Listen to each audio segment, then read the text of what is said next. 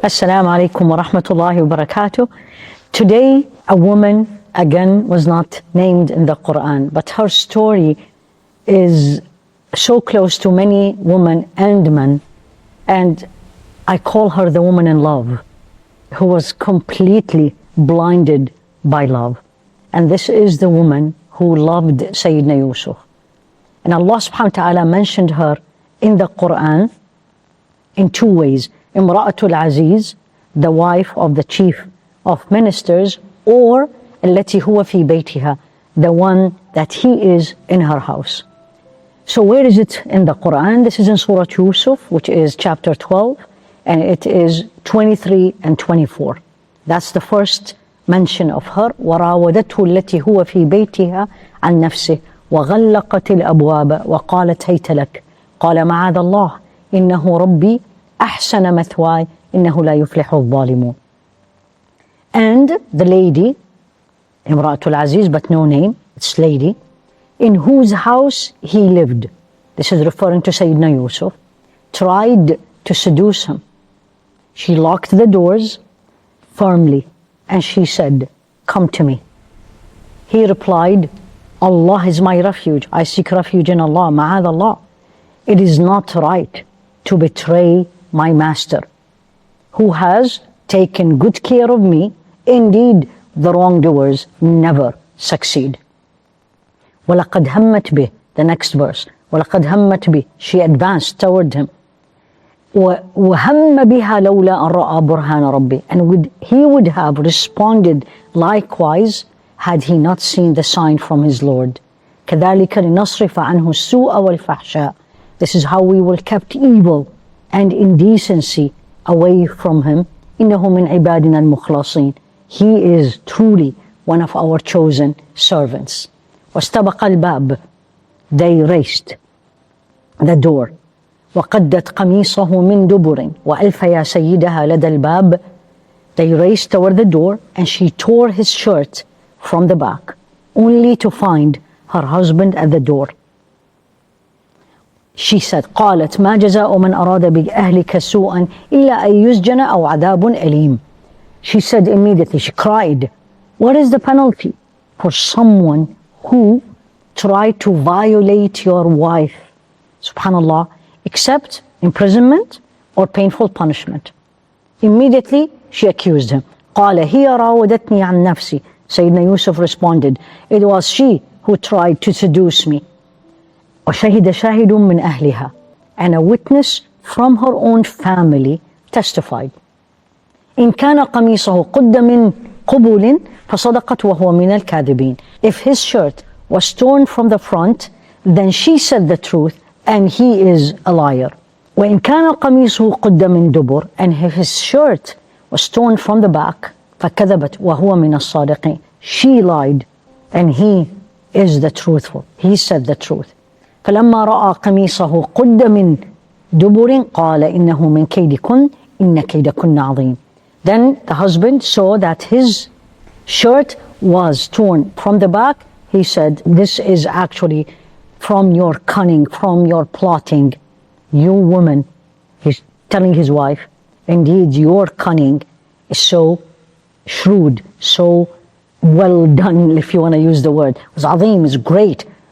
This is something beyond. And then he looked at him and her, Yusuf, أعرض عن هذا. Oh Yusuf, forget about this. Move away from this. واستغفري لذنبك. Ask Allah for forgiveness. إنك كنت من الخاطئين. You are among the wrongdoer. This story is the story of love, blind love. As we mentioned this, when the love becomes so deep and so intense that human being ended up doing things not only haram and not only not pleasing to Allah, but beyond even the imagination, and planning to reach to what she wants from her emotions. And this is so beautifully, subhanallah, explained and illustrated in the Quran. So Sayyidina Yusuf was picked up by her husband and he grew up in their home. And then he became an adult and he was extremely beautiful. And Rasul alayhi salatu wasalam in a hadith, he said, half of the beauty was given to everybody, and the other half was given to Sayyidina Yusuf. And not only the beauty external, as the Rasul ﷺ taught us, but the story of Sayyidina Yusuf, if we read the Quran, we will see the beauty of his character, how he responded to all the tests, all the plotting against him, not only from the wife, but from his brothers, and then he ended up in the jail, and the story that we know, and yet he was able to forgive everybody. So now we come back to the woman. This is a woman who fell in love with him because, again, his beauty and his character. But the plan she did, and look at the words Allah subhanahu wa ta'ala said, راودته التي هو في بيتها. He grew up in her house. And he grew up as what? As a servant. Now he is a young man with no power and a young man with a desire like any human being. And now she plotted in the way. وَغَلَّقَتِ الْأَبْوَابِ. That's the first sign. She plotted and she planned. غَلَّقَتِ الْأَبْوَابِ. The word Allah subhanahu wa ta'ala used in the Quran in a hyperbole. غَلَّقَت. She locked all the doors. Some scholar says there was, every door has like 2 or 3 or even more locks, and there was not only one door, many doors. So no one can reach them. Then she offered herself to him, a young man, and he is a servant, a slave. Now no parents, so he's basically an orphan, although his father is alive, but where he is growing. So who is she? Mentioned in the Quran as the wife of Al-Aziz, the chief minister of Egypt, and he grew up in her house. Traditionally, she is known as Zulaykha. And Imam al-Tabari, he put in his that Allah subhanahu wa ta'ala, of course, deliberately removed or avoid mentioning her name as the one in whose house he lived. Why is that? Subhanallah. Now it shows Sayyidina Yusuf as a slave, dependent in her household, intensifying the test that he is going to be going through. And also that why it's an intensifying text is the temptation came from a woman of power, subhanallah. So the story in the Quran show a story of love, intense seduction.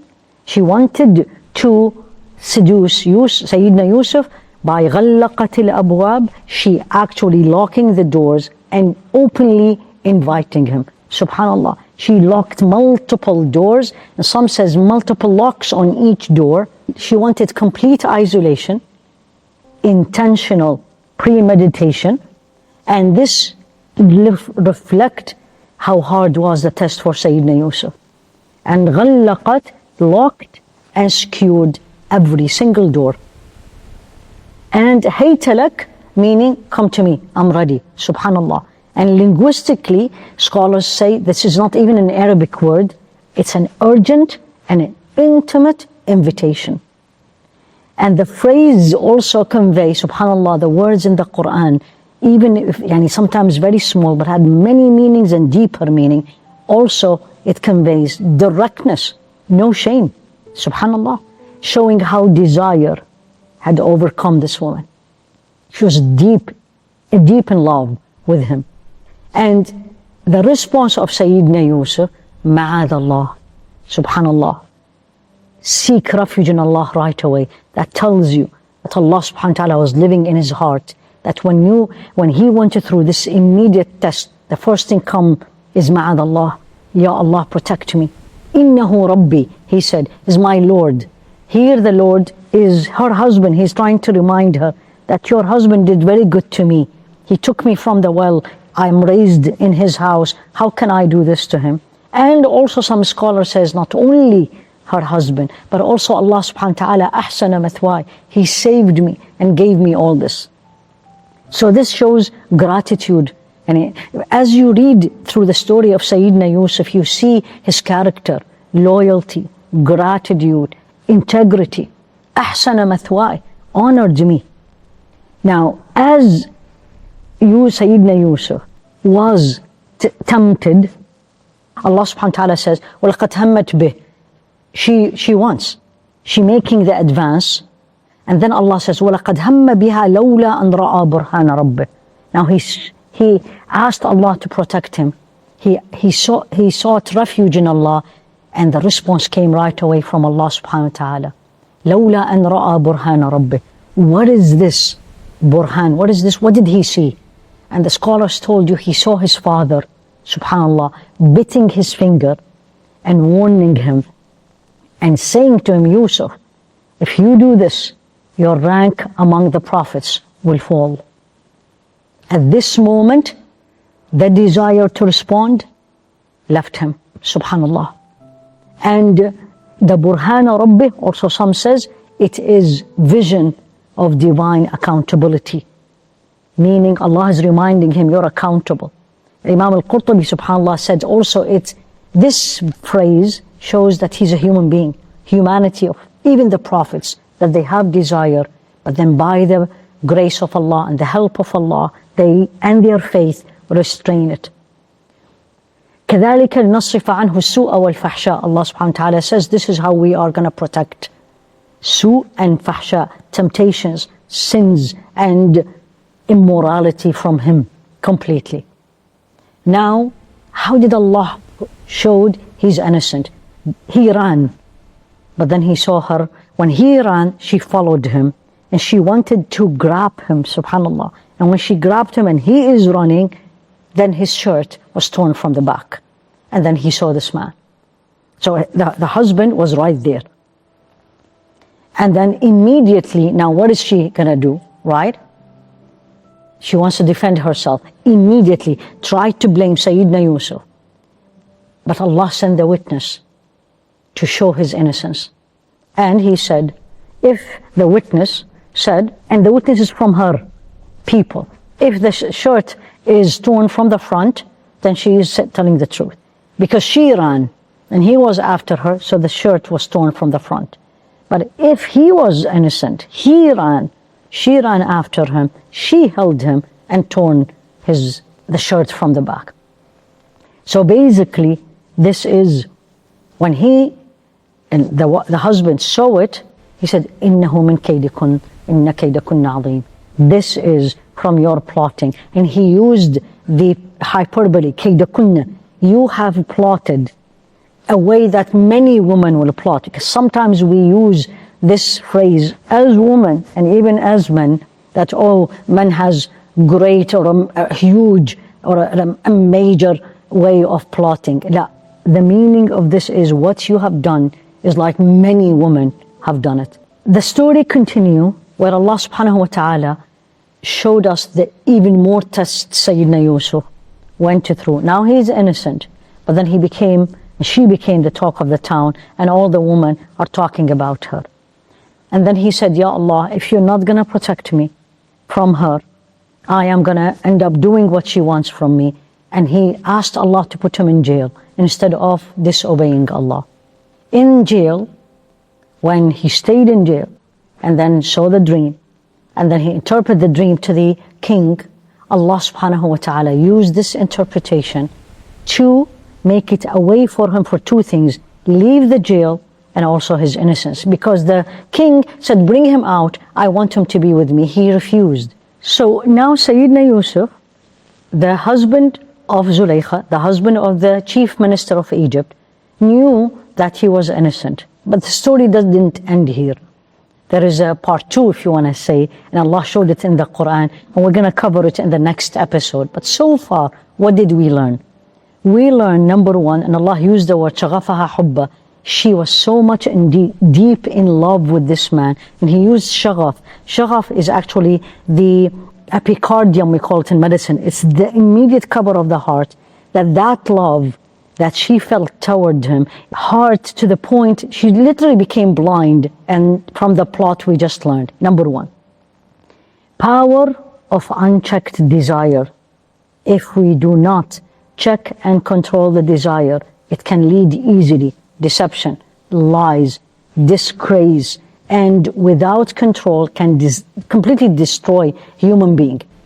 And if she did not, which we will find out tomorrow, did not Allah subhanahu wa ta'ala plan it in another way, and she had enough courage to confess that she made the mistake, she would have been disgraced throughout her life to the rest of her life. Nobility of resisting the temptations. That's Sayyidina Yusuf. And the Rasul alayhi salatu wasalam, and scholars also say that The story of Sayyidina Yusuf should remind us of the 7 people who Allah will shade them under His shade, the day there is no shade but His shade. One of them is a young man who a woman of power and beauty called him, and he declined out of fear and the desire not to disobey Allah subhanahu wa ta'ala. Sayyidina Yusuf was the best example for that. Repentance and honesty, as we will see tomorrow, can absolutely restore the honor and give even more. The last one, Allah's justice and mercy is always there. He protects His servants, especially those who are mukhlasin, they are sincere to Him, and expose the falsehood in time, but His time, not the time we want. No matter how long it takes, truth will always prevail. May Allah subhanahu wa ta'ala put love in our hearts, but make it the love the way that pleases Him. And number 1, put the shaghaf, the blind love in our hearts toward Him subhanahu. Ya Rabbi, Ameen. إنه ربي أحسن مثواي إنه لا يفلح الظالمون